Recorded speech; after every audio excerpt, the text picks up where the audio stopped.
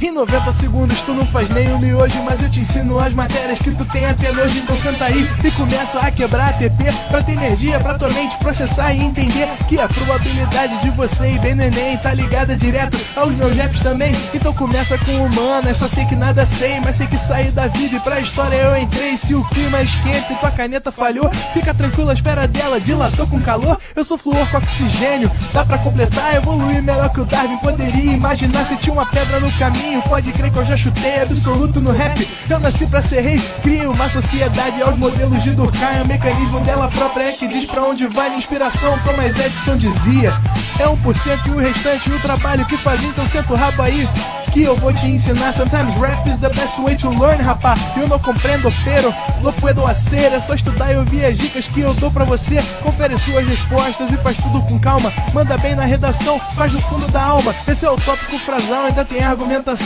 E a resposta pra você eu deixei na conclusão. Se tá nervoso, se acalma pra mandar bem. E se liga nos vídeos que eu te preparo pro Enem.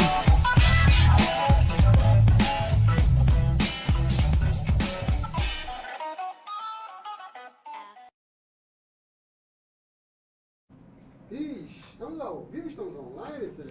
Salve, salve, galera. Muito boa tarde. Sejam todos muito bem-vindos. Boa tarde, Renan. Tudo bem? Boa tarde.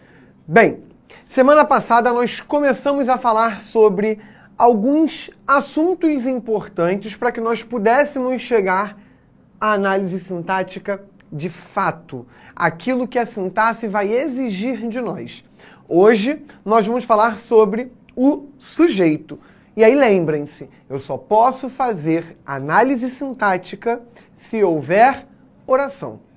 Para que eu saiba se há oração ou não, eu preciso identificar o verbo. Havendo verbo, a oração. E aí, para que vocês possam sempre encontrar facilidade na hora de resolver a análise sintática, vá no verbo. O verbo vai ajudar cada um a identificar o lugar de cada termo dentro daquela oração, ok? Então, antes de nós falarmos do sujeito em si, a gente vai falar sobre termo, porque eu estou falando de termos, né? A oração, ela, quando for no período simples, obviamente, ela vai ser dividida em termos, e a gente vai ver todas essas funções sintáticas aqui neste ano, e o período composto também, tá? A gente tem os termos essenciais, a gente tem os termos integrantes e a gente tem os termos acessórios. Os termos essenciais são aqueles termos sem os quais a oração não vai viver nunca, sem sujeito e sem predicado. Eles são os dois termos básicos da nossa oração. Os termos integrantes são aqueles termos que a oração existe, mas que se eu tirar, você vai entender que está faltando alguma coisa, que ela está com sentido incompleto. Então são os complementos verbais, o complemento nominal e o agente da passiva. E os termos acessórios, eles corresponderiam àquela ideia do enfeitamento da oração. Aquilo que atribui um valor especial à oração, mas que se eu retirar, a oração continua com sentido, um outro sentido, mas continua. E aí, para isso, eu tenho os adjuntos adverbiais, os adjuntos adnominais, o aposto e o vocativo, que a gente vai ver mais para frente, que, na verdade, ele acaba não sendo exatamente um termo que estabelece relação dentro da oração, mas sim um elemento de comunicação dentro da situação em si de proposta de interação entre os interlocutores, ok? Bem, e aí vamos começar então falando sobre sujeito. Muito naturalmente a gente aprendeu lá com a tia Teteca, ó, lá atrás, que o sujeito era aquele que sofria ou que praticava a ação do verbo. E essa denominação, ela está totalmente equivocada. O sujeito, ele não é aquele que pratica ou aquele que sofre apenas. Porque, reparem, se eu disser assim, André bateu em Mateus. Quem bateu em Mateus? André. O André praticou a ação. Perfeito. Sujeito, aquele que pratica a ação. Agora, se eu disser, o Mateus foi empurrado pelo André. Quem foi empurrado pelo André? O Mateus. O Mateus sofreu a ação de ser empurrado, ok? Mantém aquela ideia do sujeito, é aquele que pratica ou aquele que sofre a ação. Mas e quando eu digo, a parede é azul? A parede pratica a ação de ser azul? Não. A parede sofre a ação de ser azul? Também não. É apenas uma constatação. E quando eu faço essa constatação, eu também estou fazendo uso de um sujeito. E aí a gente consegue perceber que o sujeito não é aquele que pratica ou aquele que sofre a ação. É isso também, mas vai além disso. Sujeito é o termo sobre o qual eu falo algo. Então eu tenho lá, ó, a parede é azul. Sobre o que ou sobre quem eu estou falando? Eu estou falando sobre a parede. O sujeito desta oração é a parede. Mateus bateu em André, ou André, né? Enfim, vamos manter o Mateus, que acho que na outra eu botei André, vamos inverter agora. Mateus bateu em André. Sobre quem eu estou falando? Sobre o Mateus. O sujeito é o termo sobre o qual eu realizo uma determinada declaração. E aí, dentro do sujeito, a gente vai obter 5 classificações possíveis. O sujeito simples, o sujeito composto e o famoso sujeito oculto, que não é só oculto que a gente pode encontrar. A gente também pode encontrar o nome elíptico ou o nome desinencial. Sujeito elíptico, sujeito desinencial. Por quê? Porque elipse é o apagamento de um termo, ok? E desinencial, porque, olha o que eu falei com vocês lá no início. Vai no verbo, porque o verbo vai denunciar onde cada coisa deveria estar. Quando eu apago o sujeito, o verbo vai me permitir identificar, através da desinência, número pessoal, e a gente falou sobre isso. Número pessoal, número singular e plural, pessoal, primeira, segunda e terceira.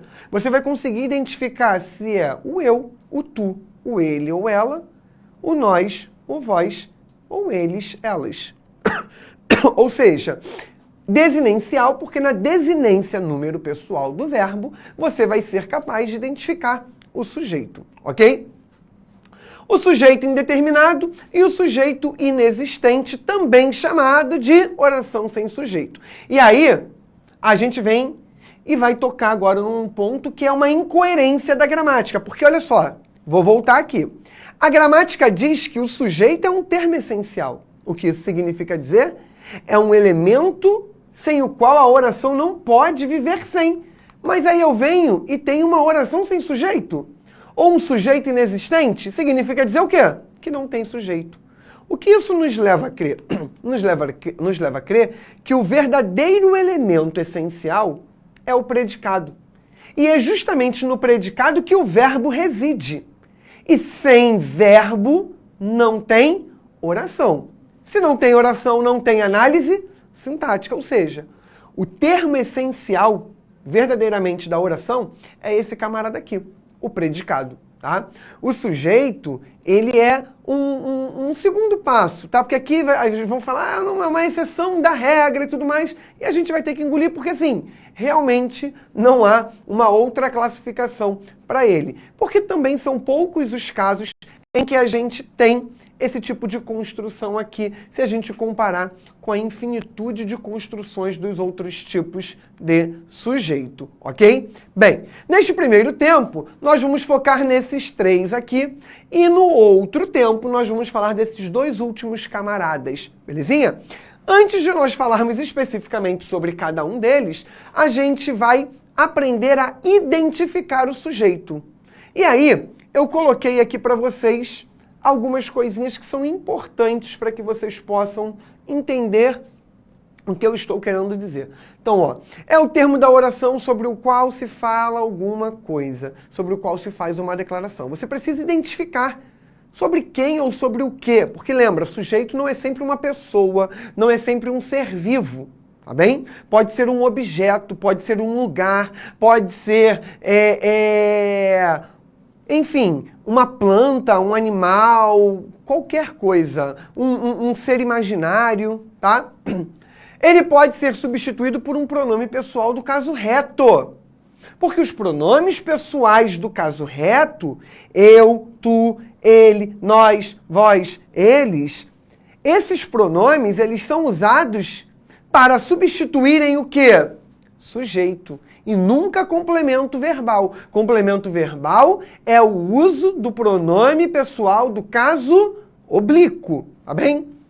E ele precisa concordar com o verbo. E aí, o verbo vai concordar em número, com esse sujeito, e em pessoa. Por isso que no sujeito oculto a gente vai ser capaz de, através do verbo, identificar qual é esse sujeito, tá bem? Então aqui, ó, analisemos as orações a seguir. Brincavam despreocupadas as crianças. Vamos no verbo. Brincavam. O verbo está na terceira pessoa do plural. Quem brinca, brinca. E quem é que brincavam? Sobre quem eu estou falando? Ou sobre o que eu estou falando que brincavam? As crianças. E aí reparem, as crianças, terceira pessoa do plural, concordando com o número e com a pessoa do verbo. Também na terceira pessoa do plural. Belezinha? E isso aqui ajuda a gente a entender uma outra coisa que a gente está muito mal acostumado. A gente fica mal acostumado a achar que o sujeito vem sempre no início da frase. O sujeito pode ser deslocado, ele pode ir para o meio, ele pode ir para o final, sem problema nenhum. A gente precisa aprender a estabelecer as relações entre os termos. Por isso que eu falei, vá sempre no verbo, ok? Olha a oração 2. Descontraídos, alegres e peraltas, na sala os garotos estão. Verbo, estão. Estão quem? Quem estão? Os garotos.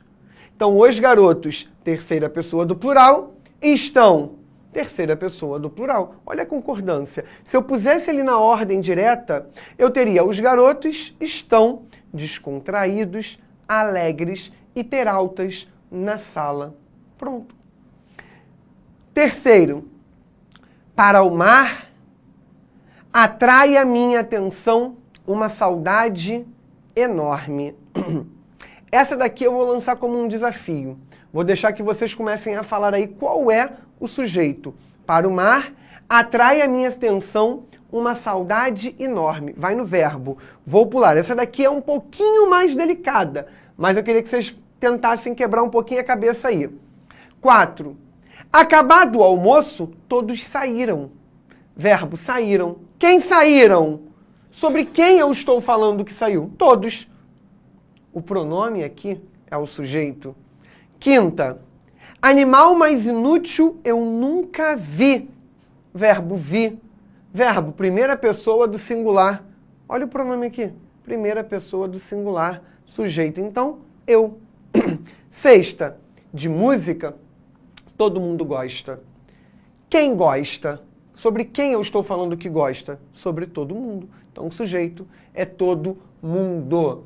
E aí, alguma galera que já começou a mandar ali, ó, lá na 3 é mar, mar, cadê? O mar, uma saudade enorme. Alguém mandou, foi o Black mandou uma saudade enorme. O outro, alguém mandou ali o eu, mas nem tem o eu ali, gente. Eu tô falando da frase 3. O eu é só na frase 5, tá?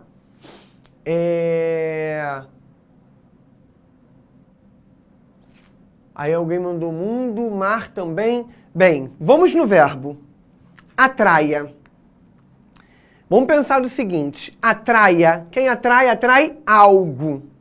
O que vai ser atraído? Minha atenção. A minha atenção vai ser atraída para onde? Para o mar. Então, minha atenção vai ser atraída para o mar. E aí o quê? Uma saudade enorme atraia. Então, sobre o que eu estou falando? Uma saudade enorme, tá? Aqui, todos os termos ficarão bagunçados. E como vocês botaram ali mar, né, perguntando se era mar, a palavra mar, ela está preposicionada. Uma coisa que vocês precisam levar com vocês. O sujeito não pode ser preposicionado. O que isso significa dizer? Não pode existir preposição antes do sujeito. Aqui eu tenho uma preposição, então a palavra mar não poderia ser sujeito em hipótese nenhuma. Belezinha? Bom, e agora a gente vai falar sobre a ideia, né, do sujeito paciente e o sujeito agente. Por quê? A gente tem essa mania de achar que o sujeito é aquele que pratica ou que sofre, mas não, nem sempre. Agora, quando eu preciso identificar que ele é um sujeito agente ou que ele é um sujeito paciente. O sujeito agente é aquele que verdadeiramente vai expressar a ideia de prática da ação que o verbo denota. Então, quebrar, bater, gritar, falar, responder. Se o indivíduo o ser, na verdade, que exercer a função sintática de sujeito estiver praticando essa ação, ele vai ser sujeito agente. André cantou muitas músicas na festa. Verbo cantar. Sobre quem eu estou falando que cantou? André. André praticou a ação de cantar. Então, se ele praticou a ação de cantar, ele é sujeito agente, ok? Porque ele pratica a ação. Já o sujeito paciente é aquele em que a ação se volta contra ele. Ou seja, ele sofre a ação. Ele não pratica. Ele não é a pessoa que executa a ação. Reparem aqui, muitas músicas foram cantadas por André. Foram cantadas. Repara aqui no André. Eu peguei a mesma construção. Aí aqui eu tenho o que a gente chama de voz passiva, ok? Aqui eu tenho a voz ativa e aqui eu tenho a voz passiva. Bem, sujeito agora, muitas músicas. Mas muitas músicas não praticam a ação de cantar. Muitas músicas são cantadas. Alguém pratica essa ação. Quem é esse alguém? O André. Então, o André é o agente, ele não é o sujeito. E aí ele vai virar o agente da passiva, mas isso não é análise sintática para agora. Isso é mais para frente, porque a gente ainda vai falar, tá? A gente tem que focar aqui. O sujeito está aqui. Muitas músicas. E muitas músicas sofreu a ação de ser cantada. Então, sujeito paciente. Ao mesmo tempo, eu posso ter a junção dos dois. O sujeito pode denotar ao mesmo tempo a prática, ou seja, ele sofrendo a ação ele praticando a ação e ele sofrendo a ação. Isso pode acontecer simultaneamente. Então, repara aqui. O homem se tocou no rosto. O homem se tocou no rosto. Eu peguei a mão e pratiquei a ação de tocar. Eu sou agente. Mas eu toquei a mim mesmo. Então eu fui tocado por mim. Nesse caso, eu sou paciente. Ou seja, eu pratico a ação de tocar o rosto e eu sofro a ação de ter o meu rosto tocado por mim mesmo, tá? Ele se cortou com vidro. Ele praticou a ação de cortar e ele sofreu a ação de ser cortado. Ele se arranhou com a própria unha. Ele praticou a ação de arranhar e ele sofreu a ação de ser arranhado. Então, o sujeito, ele pode, ao mesmo tempo, praticar e sofrer a ação.